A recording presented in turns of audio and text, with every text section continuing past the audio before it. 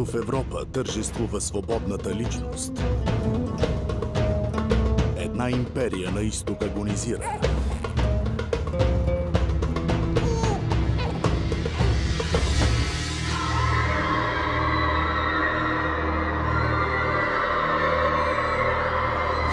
Когато робите в нея не знаят, че са роби. Един е избран да понесе кръста на своя поробен народ. Стига, стой, Левски! Левски, стига!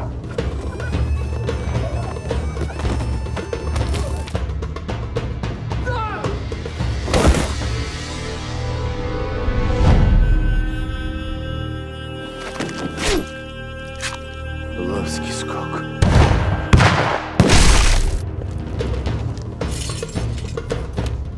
Братя! Да живее България!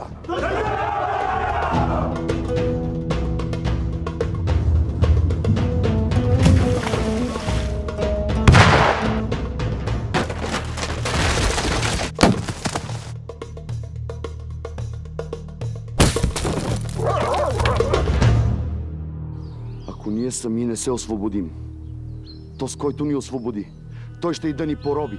И не се подлъгвайте, че тези, които държат парите, държат и бъдещето ви, защото тези пари са ги взели от вас, а вие им се кланяте и ги въздигате. Решено е вече! Или сте с нас и народа, или ще ви пратим при черните души. Веселин Плачков, Симеон Филипов, Ники Сотиров, Максим Генчев, Ивайло Аспарухов, Стоян Цветков, Горан Гънчев, Деляна Христова, Якуб Бахар, Петю Цеков. Във филма Дякон Левски.